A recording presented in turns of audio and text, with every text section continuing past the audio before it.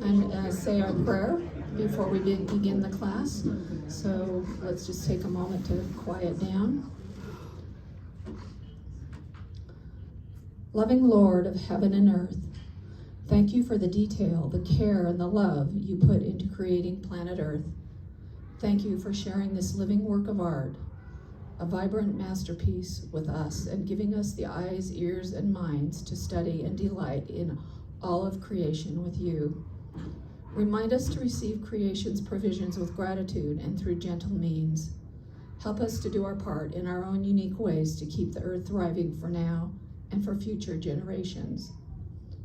Please give us the Holy Spirit to renew our minds to see the world as you do. Show us where your earth is broken. Lead us to those who are in lack of the planet's practical provisions, and help us to work together as a community of faith to heal and to restore. We celebrate your awesome and intricate works and long to engage with all of creation in worship of you. Fill the earth with the knowledge of your glory and the hope of the promised new heaven and new earth through your Son, Jesus. In his wonderful name we pray. Amen. Thank you for your beautiful prayers. Oh, you're welcome. So, I want to just answer a question a little bit more fully that we had last week, and that was, we talked about the ways that we can serve our creation in our homes and in our communities and, just worldwide. And the question came about, what about the people who can't really afford the solar panels or the electric vehicles or, the things that they need to electrify their home? So you may have heard of the Inflation Reduction Act. In that act, what was preserved is money for the states, and it's called the HEAR program. So the Heating, Electrification, Appliance, and Act. And so in Utah, what we're expecting is that money will be rolled out next year for people who are under the poverty level. And so that act will actually can give $14,000 to people to put their solar panels in, to get their heat pumps, which are 3 to 5 times more efficient than a furnace or an air conditioner. They can weatherize their home, they can get new windows, so they can contribute to helping our earth keep the temperature down. So I wanted to just make you aware of that and know that there's likely going to be money for those people to make their homes more safe and more healthy, and to make our communities more healthy and more safe. And so those of us who have the means to do that, I think as we contribute to the electrification of our homes and our communities, then we have a responsibility to do that and to create healthy and safe communities for not only our homes, but our community and for the people who have lesser means. So I just wanted to make you aware of that. So, and if you have any questions about it, I'll be on top of it. And if you know anybody that needs to have their windows replaced or insulation in their home, and I'll be aware of when that rolls out. Yes? I was also just going to mention too that Habitat for Humanity has the ability to help, like they go and they help senior citizens who are in a certain level to replace windows and restore heat and do those kinds of projects. Yeah. And so it's a cobbling together of resources, and part of it is just getting it known.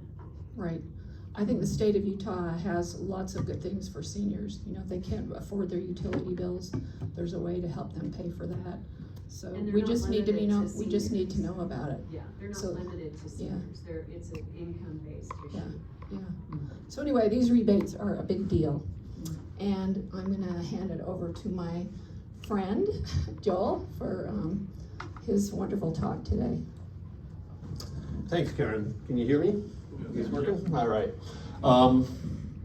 So we've been talking about God's creation, about caring for God's creation, and doing so because we love it. And doing so because we recognize it as it's God revealed to us, to help inspire us to want to care for it even more than we already did, hopefully before these lessons, and hopefully it'll inspire us moving forward from this.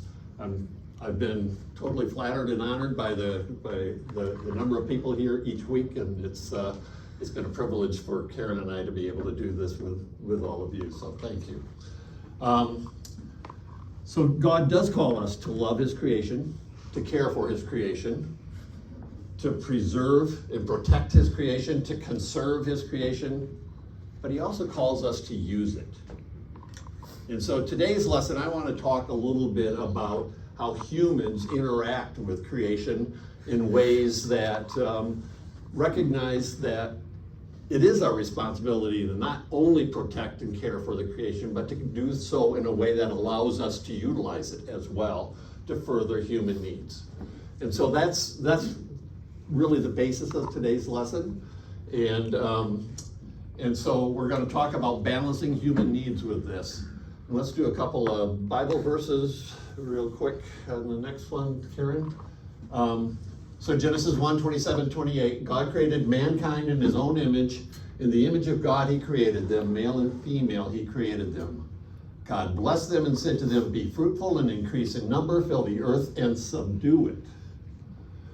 Rule over the fish in the sea and the birds in the sky and over every living creature that moves on the ground.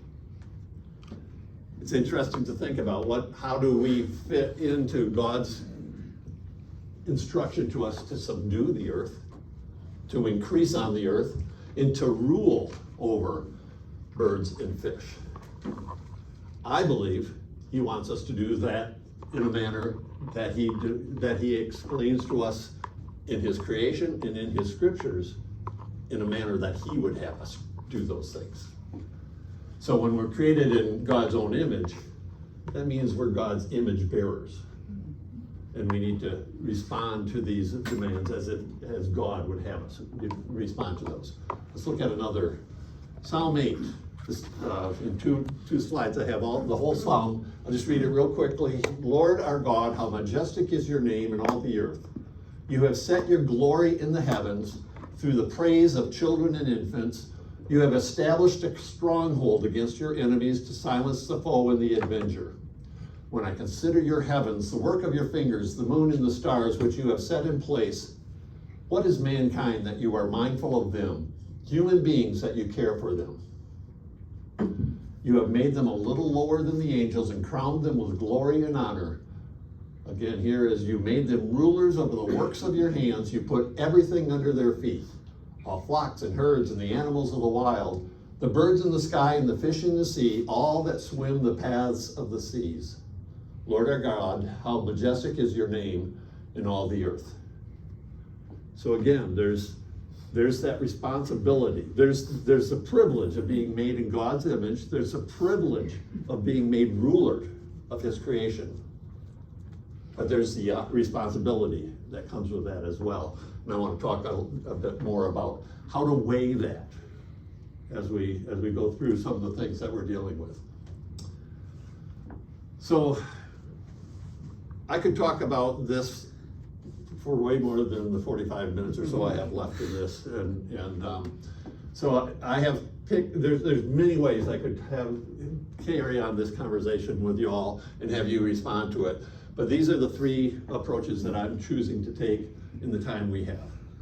One is I want to talk about species decline, species extinction, and species recovery, and how humans have had an impact on species decline, extinction, and recovery, and what is our responsibility as image bearers of God and overseeing his creation around the loss of species.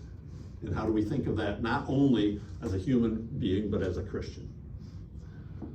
I also want to talk about indigenous peoples and cultures, and I'll talk more about that as we get there. And then the concept of sustainability. And this is something that I have used throughout my career when making difficult decisions, on weighing the very things that we're talking about. And I'm going to it's a concept that has helped me think through things. And I want to just share it with you to see if it might help you think through some of how you weigh your opinions, your feelings about decisions that are being made and how we ought to proceed with allowing humans to utilize creation in an appropriate manner. Okay? So first, I'm going to talk about species decline, extinction, and recovery. This is a lesser prairie chicken, and I have this here because it's one of the species in decline in North America. It's a prairie species that is pretty much like southern Colorado, Oklahoma, that portion of the Great Plains, the southern portion of the Great Plains.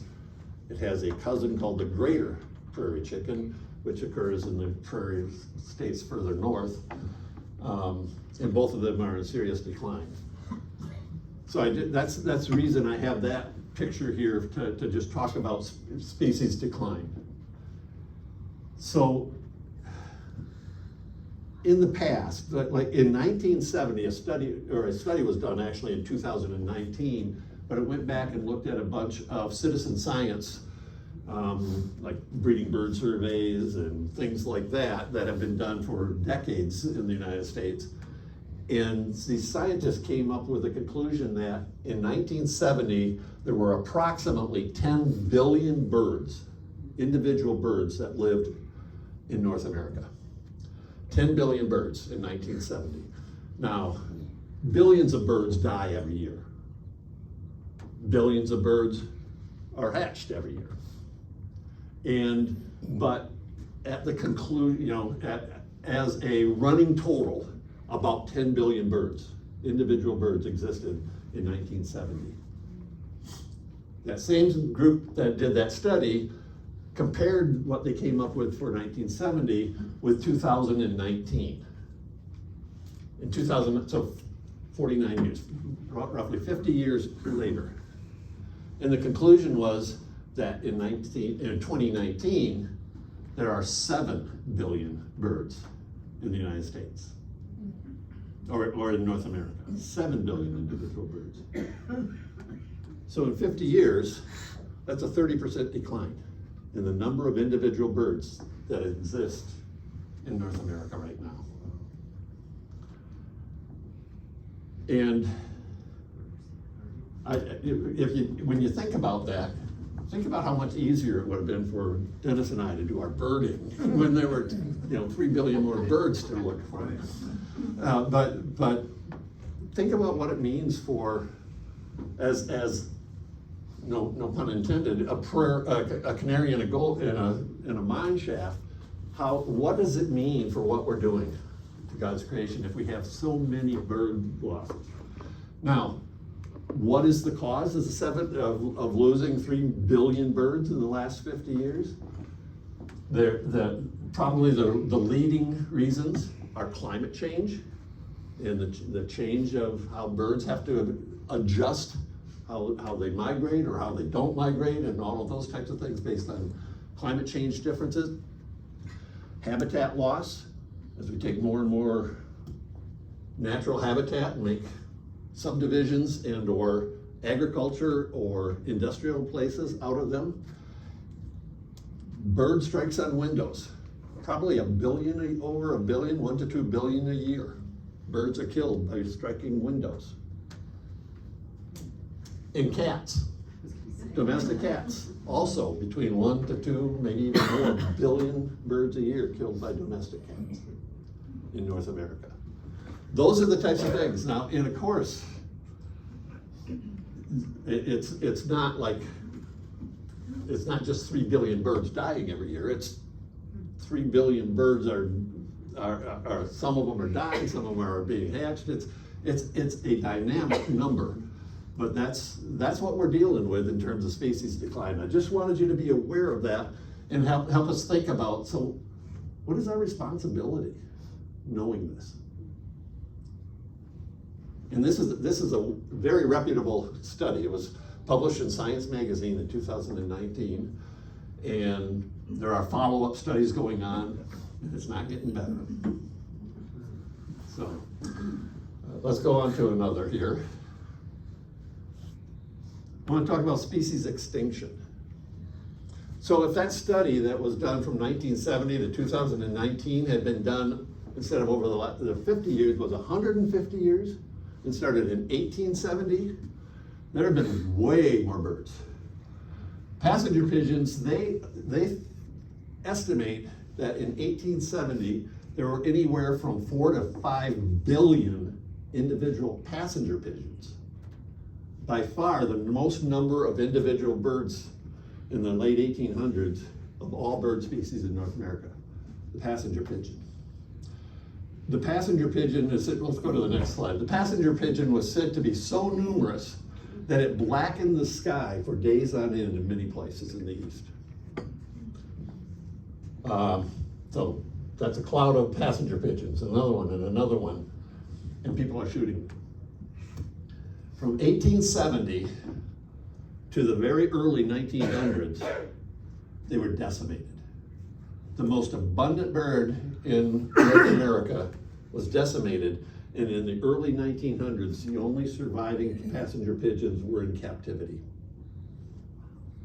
In 1914, a passenger pigeon named Martha died in captivity, and she was the last living passenger pigeon.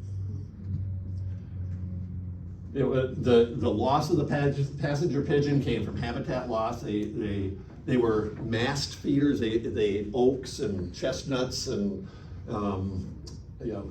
forest fruits and nuts.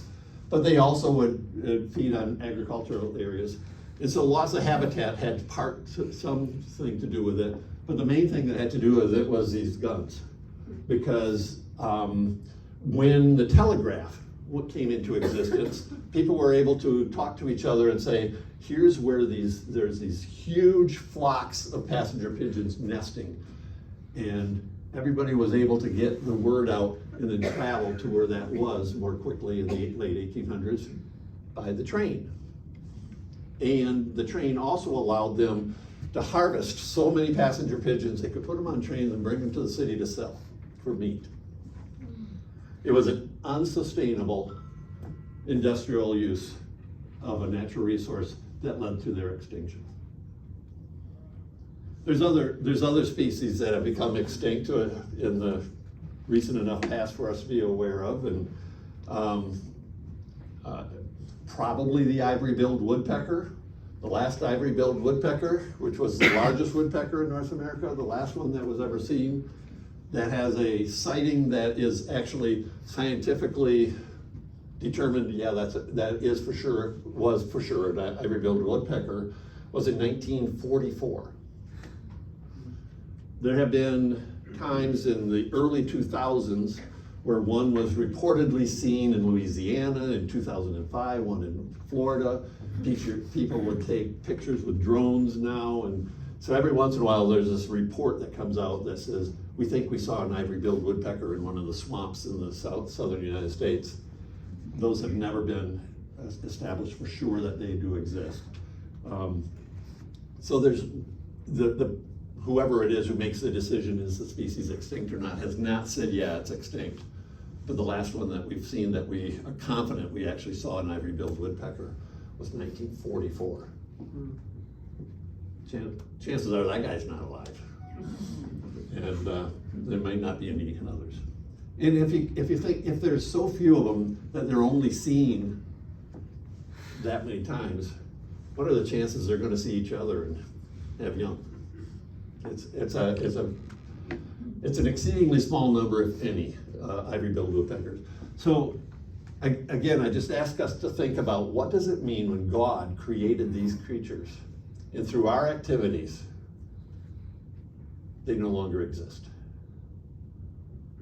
What does that mean? What does it mean to you, as not just as a human being, as somebody who wishes your children could see one of these species and enjoy the fruits of seeing those or being able to utilize them, and your children will never be able to? What does it mean to you as a human? What does it mean to you as a Christian when God's part of creation, we have blinked it out? I just ask you to just think about that. I think there's a responsibility for us to think about extinction in that way. But let's make it a little more positive. and talk about some of the possibilities of recovery as well. But here's a Bible verse. Let the water teem with living creatures and let birds fly above the earth across the vault of the sky. So God created the great creatures of the sea and every living thing in which the water teems and that moves about in it according to their kinds, and every winged bird according to its kind. And God saw that it was good. And God blessed them and said, be fruitful and increase in number, and fill the water in the seas, and let the birds increase on the earth. And there was evening and there was morning the fifth day. Be fruitful and increase in number. Here's what we're supposed to be doing to our birds, and our fish, and our sharks, and our whales.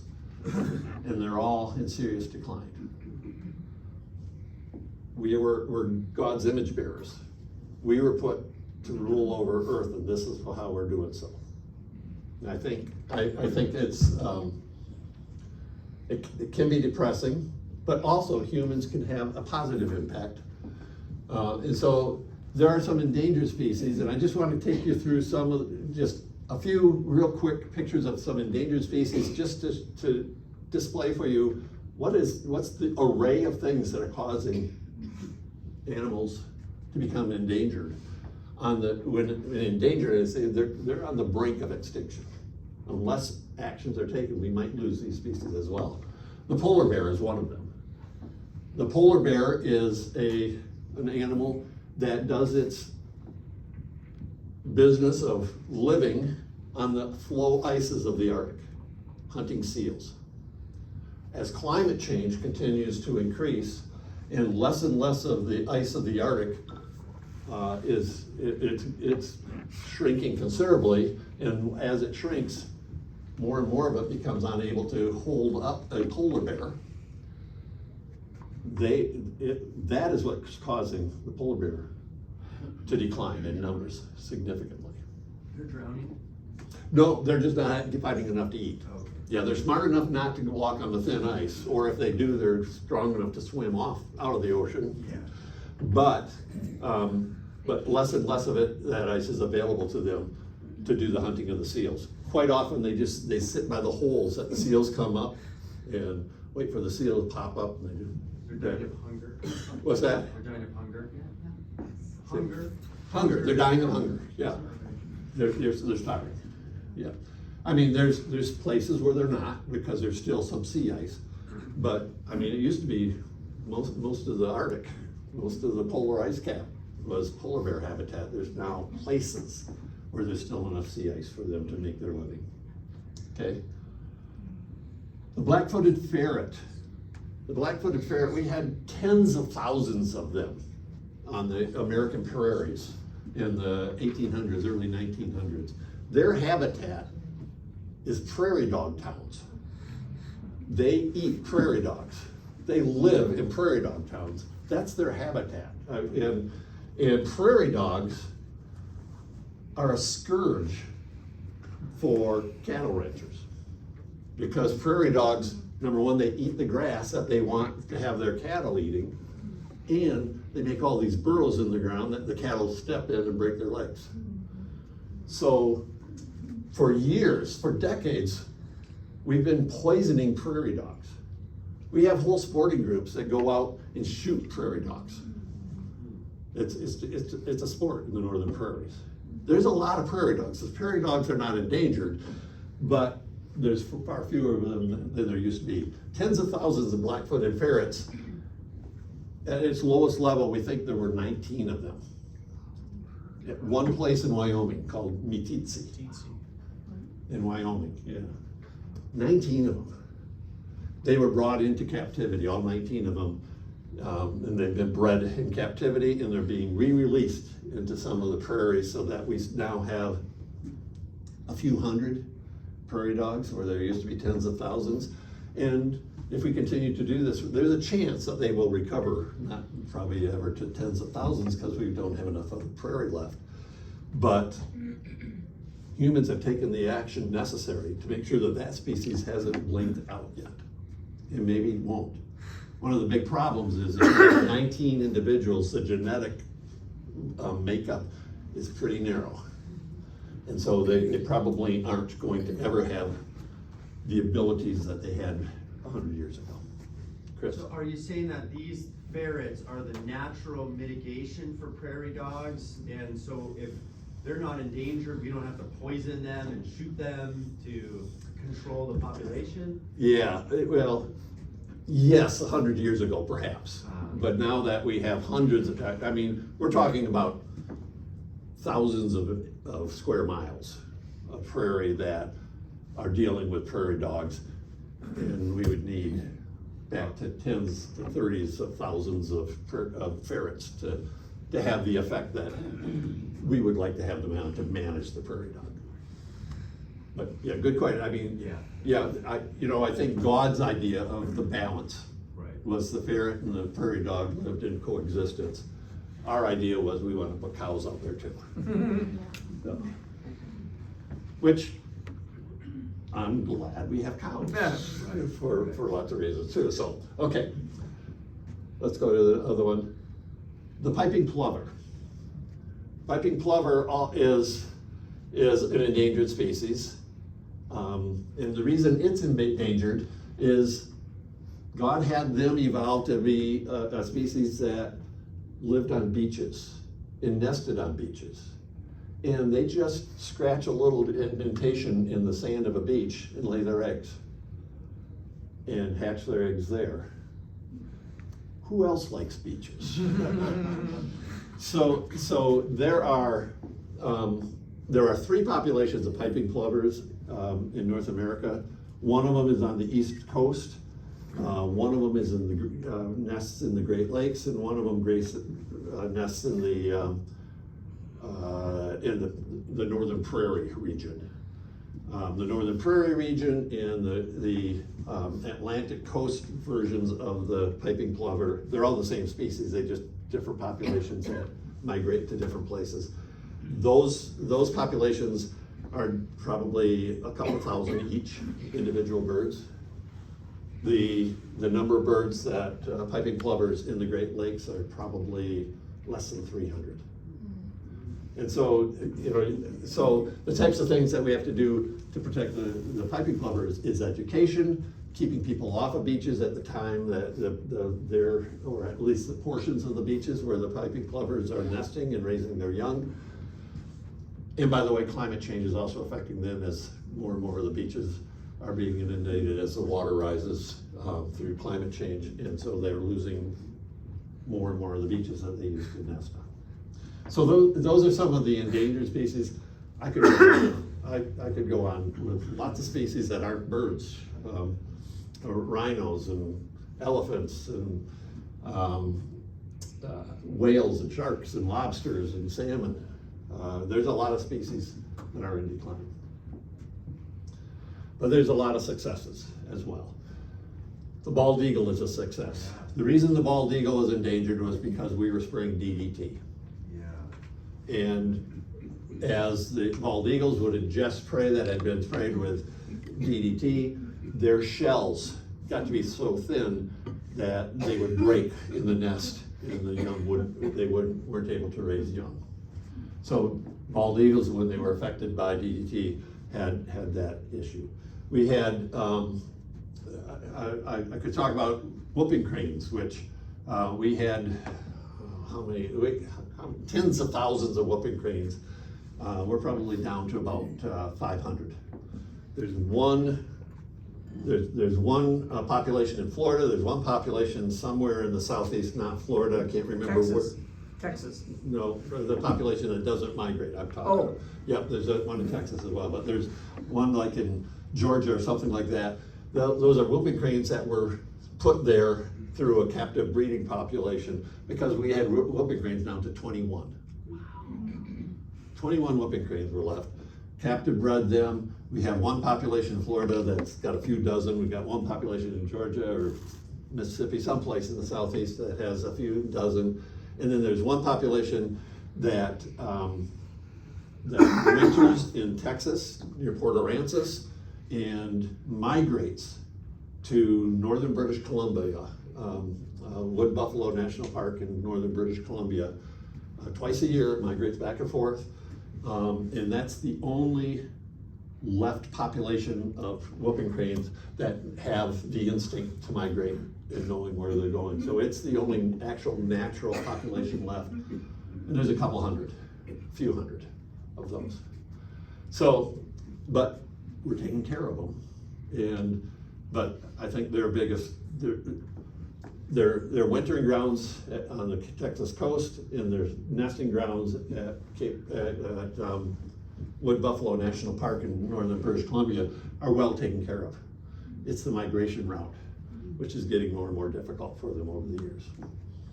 Okay. And this is the peregrine falcon. I caught that bugger. So Lonnie and I spent June of 2023 around Gallivan Place in downtown Salt Lake City, because on the one bank building, there is a peregrine nest box up there. And after many years of not having any peregrine young, the peregrine falcons had 3 young in that nest box.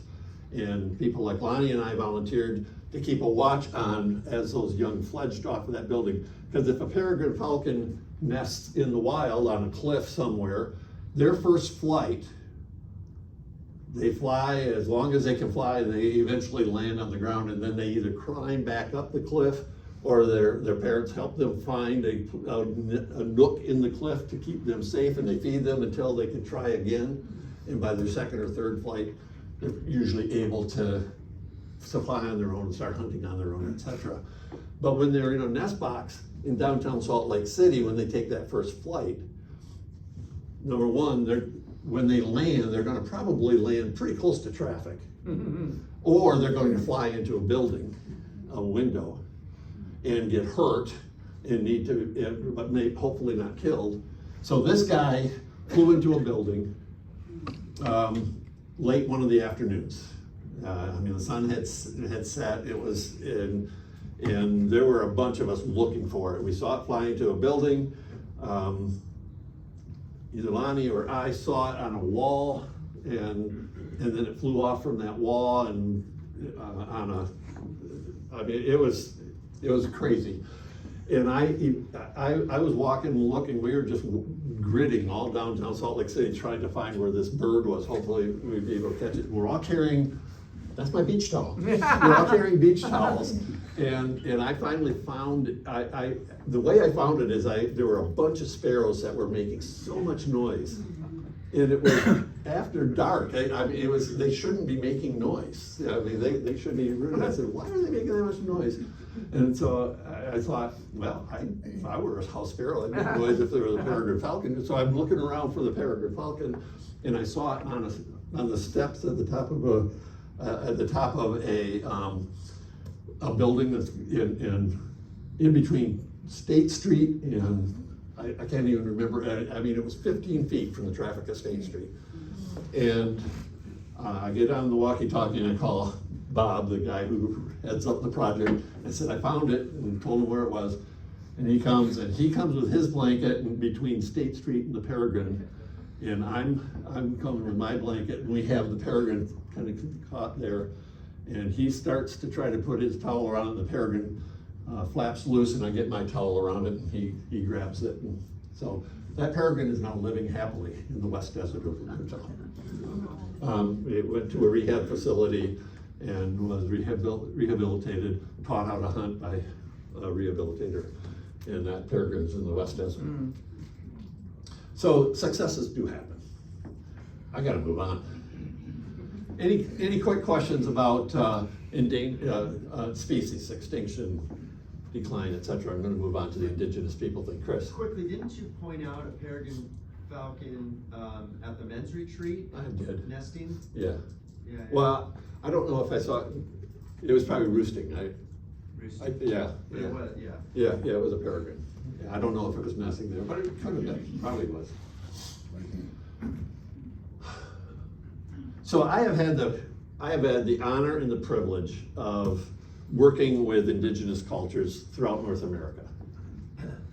I've had the honor and privilege of working with indigenous cultures on every continent except Antarctica. And one of the things that I have found is these indigenous cultures have a tie to their natural world in a way we don't. This is my friend John Olakashani. John is a Maasai elder. He spent 2 weeks at our house once back 2016 or something like that, his first time ever in the United States. Julie and I hosted him. He is my lead person of a project that I'm doing with the Naibunga Conservancy, 9 Maasai villages in northern Kenya. And the purpose of our work is to reduce elephant poaching. So what I can tell you about these 9 Maasai villages in northern Kenya, there is nothing positive to have elephants in their conservancy, to them in living their life. They trample their crops.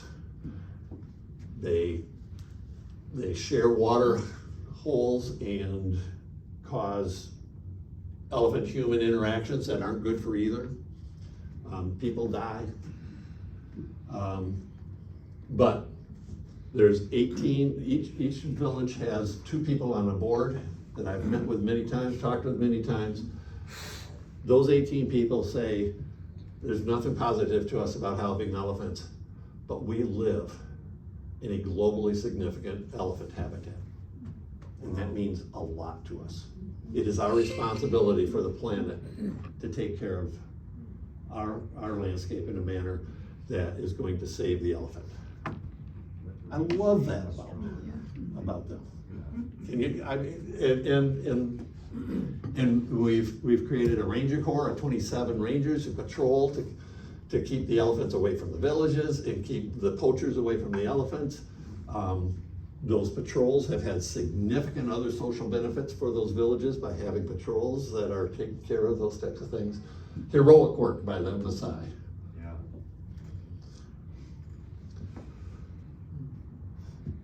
The young men on this, the shorter man on the left is Tashka Yawanawa. He's the chief of the Yawanawa tribe in Brazil's Amazon. The larger person on the right is Wendell Yellowbull. He's an elder of the Lakota tribe in South Dakota. Wow. Wendell came with me on our trip down to the Yawanawa, and I mean, when I was with Wendell amongst the Yawanawa, I was invisible. This guy was a hero to the Yawanawa people. And so just sharing indigenous culture, indigenous ways, thinking and talking about this. It's a long, 3-day difficult journey to get to where the Yawanawa live. It is in a nook and cranny of God's creation that nobody else goes to or lives in. And Tashka is the leader of those people. And let's go to the next slide. Let me just say something. This is the rainforest around near their village, one of their villages. And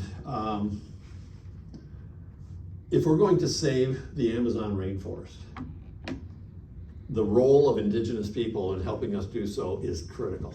It will not happen without them. Back about 20 years ago, 1% of the Amazon rainforest, I mean the entire area, not just what's left of actually standing forest, but the entire, what used to be the Amazon rainforest, 1% of it was owned and managed by indigenous people. As of today, it's 13%. One of the significant additions is the Yawanawa. And it's been my organization's honor to get to work with the Yawanawa, to get them in a place where the government felt comfortable giving them the responsibility of managing their ancestral lands. And to give them the opportunity to be successful in that way. If you think about indigenous cultures, how much they care about the natural world, how they have generations of learning how to live in that area that they can thrive in while still sustaining those resources. And if you think about how so many of them are in some of the most remote places on the planet, which are some of the most important places for us to continue to protect. It is actually, in my mind, it's absolutely impossible for us to be successful in caring for God's creation without honoring, in working with, in helping indigenous people maintain their ways. So that was what I wanted to say about the indigenous cultures and their role in helping us care for God's creation. I'm gonna move on to the sustainability part of this, unless somebody has any thoughts, comments, questions about what I've just been saying about indigenous cultures. Okay. So the concept of sustainability. So now this is really talking about the balancing human needs with natural world. What? Dennis said it. Oh, Man, one thing that crosses my mind is, so you say that the Brazilian government has given more control to indigenous tribes in protecting the rainforest, but that's in conflict with people that are cutting for palm trees, for palm oil. So is the government of Brazil trying to limit the leases given for cutting and increasing the land owned or ruled by the indigenous people? Yes, I would say it's a very complex economic, social type of things that have to be done in order to be successful in doing that. It's not just palm oil, it's mostly soybeans and cattle grazing and palm oil. But if we could just find a way to monetize the values that the Amazon rainforest does for humankind, with climate change, water, storage and retention and flow.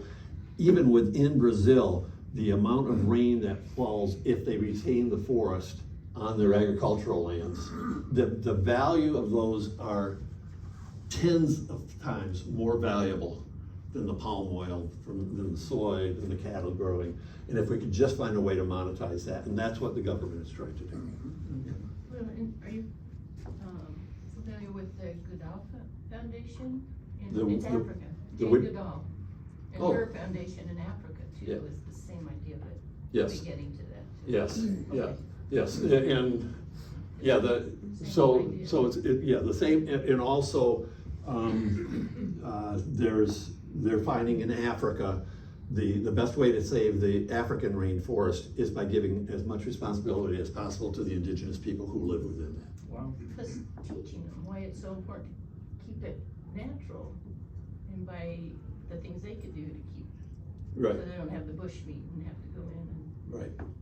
yeah. Yep. So it's, And you'll get there. well, I'm not gonna get to that specific example here today, but Same yeah, idea. it's the same idea. It's happening in Africa, it's happening in South America, and all around rainforest. And the things that need to be done, and indigenous people are a big part of the solution. Okay, so sustainability. So we're getting to that, how do we balance human needs for using creation and our desire to also save creation, to conserve it. And I'm choosing to share with you something that helped me throughout my career in the Forest Service to do so. And this, what I'm going to talk about is this concept of sustainability, and I'll go into that in a little more detail. If we can go to the next one. So in 1993, I think, a piece of legislation was passed called the Government Performance and Results Act. And it required every federal agency to come up with a mission statement. So in 1993, 1994, the Forest Service had a team of people working on a mission statement. I wasn't on that team, but I know most of the people who were on that team, and I've had an opportunity to talk to them about their thought process that went into it. And this is the mission statement they came up with. The mission of the Forest Service is to sustain the health, diversity, and productivity of America's forests and grasslands for the benefit of the present and future generations. Every word was carefully chosen. And the word I want to focus on is the word sustain. What does it mean to sustain America's forests and grasslands? Anybody have a thought on what that means? Preserve. Nurture. So if you use it up, then you can replace it. You know, right? Yeah, And you well, have to be able to sustain it. you have to be able to Use it sustain And it. then you give it back. Yeah, so it's a concept of wise use, not use just to serve whatever your needs are of the moment, but just to use it in a manner that sustains the health, the diversity, and the productivity of those. It's Yeah. also a statement that is a commitment universally across the country, so that this informs private contractors, Yes. so that it's a commitment to our forest and our grasslands to manage them well Yeah. in a way that not only meets needs, but is preserved. Yeah, that's why the choice was nation's forest, not the national forest, which is our responsibility, but we also have state and private forest responsibilities, we have research responsibilities, so yes, yeah, good point, Robin, thank you. So, yeah, I was just gonna say, so that you can know that your kids will see the same that you saw, yeah, and it hasn't changed that much. I Yeah. mean, besides environmental changes, things can get broken down and all, but that humans haven't destroyed it. yeah, yeah. Chris? I like how it ends with future generations, but it doesn't specify generations of what. In other words, it's not just for generations of people, Uh-huh. but for generations of itself. A lot of times I think our problem with the relationship with the natural world is we think we're the center of it, Mhm. and it exists for us. So the generality of that last word, I think, is really important. I like that. I would say the same thing. For a forest to be healthy, it also has to have animals, Right. and not just trees. It also has diversity, means all of the species that are dependent on a healthy forest. Productivity means not only are we productive in terms of what humans need, but productive in terms of what animals and water needs as well. So I thought a lot about the concept of sustainability when I was working. And I thought a lot about, so with the Forest Service. And I was faced with lots of interesting and difficult decisions as to what does it mean to manage this resource sustainably in this point in time when cattle grazers want to put more cattle out because we've had a wet year, or a ski area wants to expand but they want to expand into grizzly bear habitat, and oil and gas production wants to be increased in a certain area because the market is good for oil and gas production right now, but it's an environmentally sensitive area they want to go into. Those were the kind of decisions and conflicts that I had to think through, and I thought of the concept of sustainability a lot. And one aspect of it, sustainability to me, is it's a forever concept. I'm not just sustaining my portion of the America's forests and grasslands that I'm responsible for the 36-year career I have. I'm sustaining them so that my successors in my positions and future generations have the same ability to sustain those resources as well. So it's not a decades-long process, it's a forever-long process. And so I found a lot of times when I would think about, so what's my responsibility to meet this mission as a leader in the Forest Service, I found probably the most effective thing I did was not necessarily managing its waters effectively, although that was important, or managing its wildlife or fish or their habitats effectively, although that was important, or managing the forests or the grasslands effectively, although that was important. It was managing people and educating people and talking to people so that they cared for and strove for the same mission that I strove for. So thanks for giving me the opportunity to do this these last 7 minutes with you. So the impact of people on our ability to actually carry out the mission of the Forest Service is, and by the way, the Park Service has a mission statement that's just as beautifully written, the BLM does, that's just as beautifully written, Fish and Wildlife Service and others. Okay, let me talk a little bit more about the concept of sustainability. So there's a three-legged stool is a metaphor for the concept of sustainability. And what it says is that, so one of the legs is environmental, one is social, and one is economic. And the metaphor says that there are three pillars: social, economic, and environmental well-being. And for a system to be truly sustainable, you have to consider all of those, and they all have to be equally strong. You don't just think about one of them at the expense of the others. Otherwise, it will not be sustainable. If you only think about the environment and you don't provide for economic opportunity, people aren't going to live with that for very long. If you only think about the economy and you don't provide for social well-being, social justice, as you're providing for these economic opportunities, that's not gonna be sustainable, because people will react to that in a way, eventually they're gonna rise up and say no more. And if you only think about economic and don't take care of the environment, of course, that's not gonna be sustainable either. So all three of them have to be considered. For example, we have this situation in Utah where we have alfalfa farming going on, which is an economic boom. It's very important for the people who are growing alfalfa. That's their economic well-being. It means a lot to them. But there's social impacts of that on the people who are dealing with the dust out of Salt Lake because the Salt Lake is drying up. There's environmental impacts because less water is flowing into the Great Salt Lake because of that.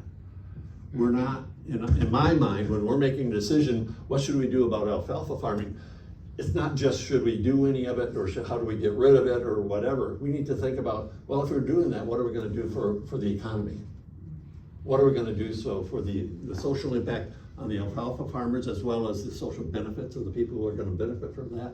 And what are we gonna do in terms of making sure we're getting all the economic, or all the environmental benefits that we need to as we go through this type of process? It's not a simple process, it's a complex process, but that is what it's gonna take to actually be sustainable. That's my view on that. Real quick, another example, with one of the organizations I volunteered for, I had the opportunity to work with the country of Zambia in Africa. And this was probably 2016, 2017, something like that. And they were trying to come up with, their parliament was coming up with a piece of legislation to be an organic act as to how are they going to, as a government, manage their forest resources. This is an act we passed in the United States in 1897. They had nothing that said this is the government's view of who owns the forest, who's responsible for managing the forest, who's able to use the forest, and who's getting to decide who's. They had nothing. And they came up with a piece of legislation that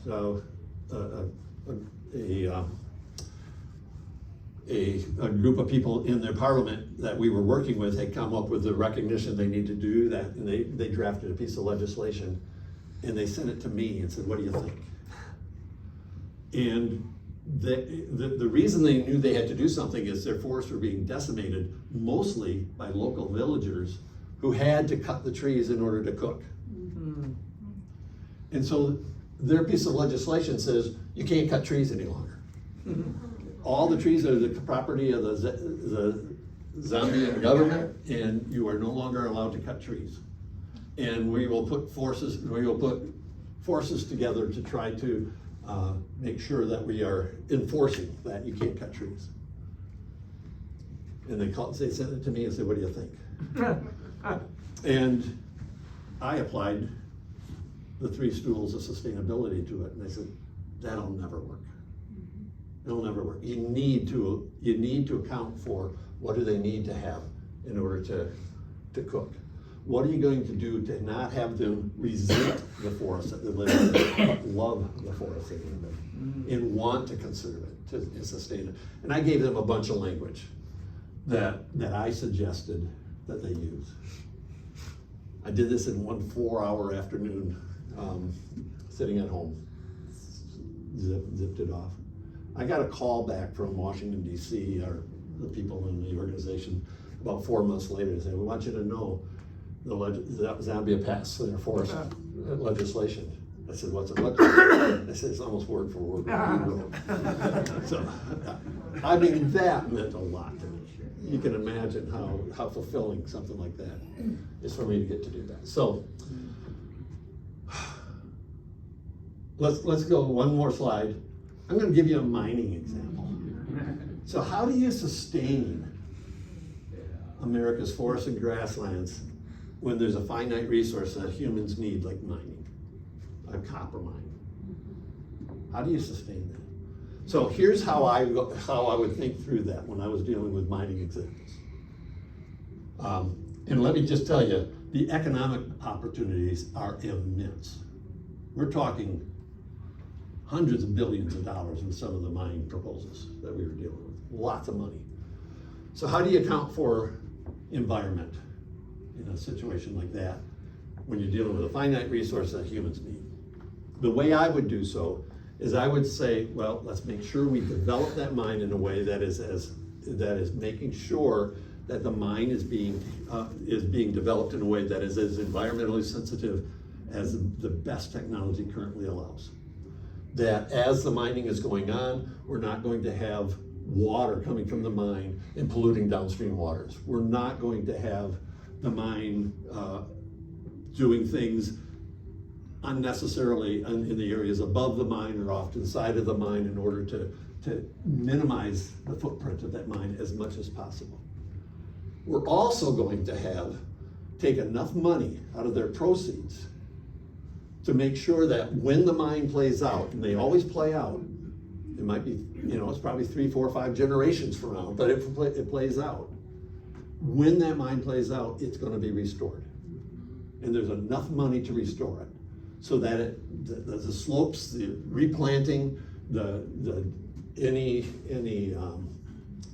pollution that's coming from it has been hauled away and dealt with it effectively, that there's enough money that's coming from the proceeds of the mine to restore it so that 50 years from now, we have something that we can be proud of. So that's the environmental aspects of it. The social aspects. How do we deal with the social aspects when you have local communities that are going to be impacted positively from the money that comes from it, or impacted negatively because of the environmental impacts and the changes in their recreation opportunities or whatever is coming from it? And so I would say, to me, a sustainable mine operation would be thinking about social from the standpoint of how many of the well-paying jobs are going to go to the local people and not being flown in from some other country because that mining company has people who already know how to do it. No, we're going to insist that a certain percentage of the high-paying and low-paying and middle-paying jobs are going to be local people that are going to get the financial benefits from them. That's more socially sustainable to me than one that doesn't take that into account. We're also going to take money out of all the money they're making, and we're going to make sure that that money is going toward schools and libraries and roads in the local community so that the people have other opportunities that this mine is taking away from them, and we're going to develop other opportunities for them. And there's going to be enough money left over from that we're going to have a trust that when the mine plays out, there's still enough money in the trust that the community will be able to continue to maintain their schools and their roads and their libraries forever. That is a sustainable mining operation from my perspective. Just a way to think through. Does that make sense? Yes. Okay. Yeah, lots of questions. Yes? That hole, it's still gonna be there. That, you don't have enough money, or how do you handle that scar? Yeah, you actually do have enough money to do a lot. But yeah, probably the right thing to do is not to try to build the mountain back up. Yeah. But you fill the hole in a way that maybe it becomes a recreation lake, or maybe it becomes just a forested landscape with trails on it, or whatever. The profile is probably going to look different, but it can still be restored in a manner that's something you can be proud of and utilize. I was just going to ask how much of this is federally controlled versus state controlled? Well, if it's on national forest, it's federally controlled. Right. If it's not on national forest, it's federally controlled, also by the Bureau of Land Management. But There's a lot of, a lot of the water things are state control. When I had the opportunity to make the decision, or the obligation to make a decision, I had the opportunity to say, this is what we're gonna do, or we're not gonna do it. Until the politicians got involved and said, yeah, we're gonna do it anyway. But I would at least cause people to think about it. So, let me wrap up, and I'll get your question later, maybe? It's the same as Wes. Oh, okay. So, let me conclude this. So, God made us in our own image, in his own image. But that's kind of a passive thing for us. I like to think of it more actively. We are image bearers of God. And I think thinking of us as image bearers of God not only gives us the privilege, but the responsibility. And it's the responsibility to be God-like, to be Christ-like, and we will redeem our awesome privilege of being made in God's image if we are God-like and Christ-like, and that we should treat creation as he would. So I think, go ahead. I think God would have us care for his creation to foster growth, abundance, and the welfare of creation. And if we do those things, I think we're redeeming our responsibility of being image bearers of God. And so, I hope the 7 weeks has helped you think about those things a little more effectively and more thoroughly. I hope it's helpful to you. I appreciate the opportunity to be able to share some of these thoughts with you, because it's my life's work. And I hope we care for God's creation for our sake, for the poorest people in the world's sake, for our children's and grandchildren's sake and their grandchildren's sake, for God's sake. Thank you.